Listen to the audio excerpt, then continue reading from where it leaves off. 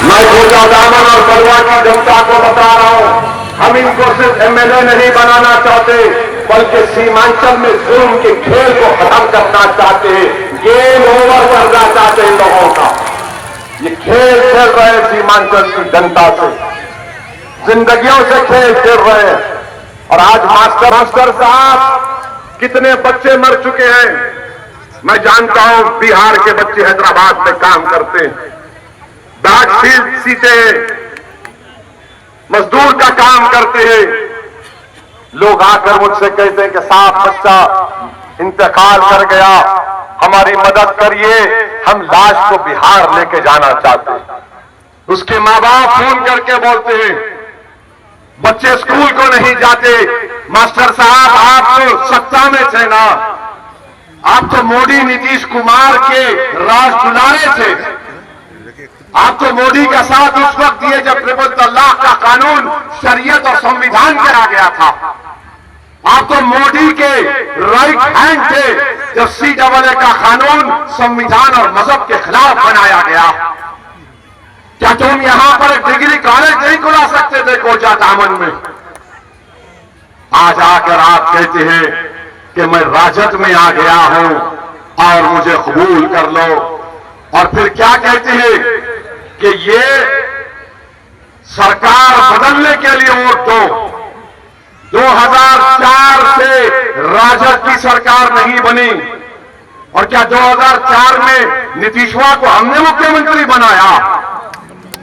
सरकार को बदलना है, वोट दो। ओवैसी खड़े होकर कोचा दामन और सीमांचल की जनता से कह रहा है कि सरकार बदलने के लिए नहीं, सीमांचल को बदलने के लिए पतन साफ करें। ओवैसी कह रहा है सरकार बदलने के लिए नहीं, सीमांचल के माहौल को बदलने के लिए पतन साफ करें। सरकार बदलने के लिए नहीं, बल्कि अपने मुकद्दर के फैसले खुद करने के लिए वोट दो।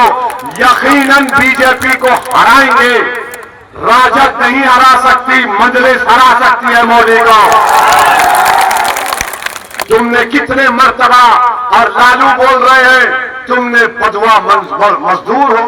मेरी पत्नी को बनाया 15 साल, अब मेरा बेटा को बना दो, फिर बेटे के बाद उसके बेटे को बना दो, फिर उसके बाद उसके बेटे को बना दो। अरे क्या हम तुम्हारे गुलाम हैं? अब वोट पड़ेगा तो सीमांचल के नाम पर पड़ेगा। सरकार बढ़ाओ, सरकार बदलना है। कभी बोले चाचा भतीजा आ गया, चाचा भतीजा, बड़ा ड्रामा किया। हम याद है आपको बोले थे 2015 में यहां पर भाजपा की सरकार बनेगी, मेरा मजाक उड़ाए थे सब लोग बड़ी बड़ी बातें किए। क्या हुआ फिर? 20 साल से यहां पर नीतीश कुमार की सरकार है।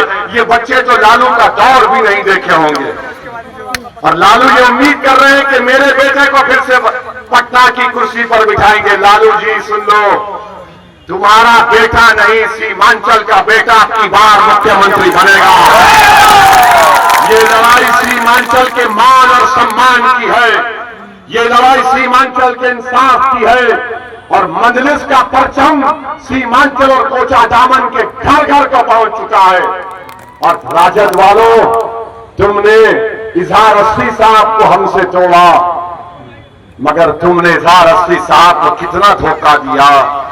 तुमने उनको खूब इस्तेमाल किया, उनको खूब तकलीफ देकर तुमने छोड़ दिया। हम गए इजहार अस्सी साहब के घर पर, गुड्डू बाबू हमारे से मिलने आए थे। मैंने कहा मैं आपके वालिद से मिलने आ रहा हूं कल। हम जाकर मिले उनसे। बताओ मेरे अजीज दोस्तों और बुजुर्गों, ये तेजस्वी बोलता है मैं उम्र का कच्चा हूं, जबान का पक्का हूं। नहीं तेजस्वी, तुम उम्र के भी कच्चे हो, दिमाग के भी कच्चे हो, और जबान के नंबर 1 के झूठे हो। तुमने कहा 4 साल एक मुख्यमंत्री था। क्या बोलती है राजद? MY MY MY, Muslim Yadav, Muslim Yadav. Vote कटवा गया। क्यों बोलता है वोट कटवा हमको?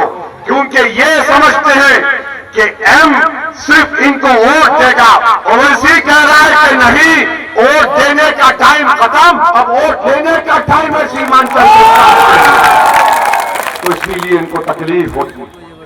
और हम बोलना चाह रहे हैं, लालू जी आप मुख्यमंत्री थे, आपकी पत्नी मुख्यमंत्री थी 15 साल, फिर आप रेलवे के मंत्री थे, आपका बच्चा नहीं पढ़ा। हमारे वालिद साहब कॉर्पोरेटर थे, एमएलए बने, एमपी बने। हम लंदन गए, लंदन में जाकर हमने बड़ी मेहनत की, अल्लाह ने हमारी माँ बाप की दुआ को हमको काबिल बनाया। मैं ये आपको एहसान जतलाने के लिए नहीं कह रहा, हर बच्चा जाता है जो लंदन अमेरिका। हम बैतुल खला में काम किए, साफ करने का काम किए, हम होटलों के फर्श को धोते थे, हम अपनी कॉलेज की लाइब्रेरी में रात के 12 बजे तक काम करते थे। मेहनत करके हमको डिग्री मिली। और जो मुख्यमंत्री का बेटा है, जो केंद्र के मंत्री का बेटा है, वो अपनी तालीम मुकम्मल नहीं सका और वो हमको चरमपंथी कहता है।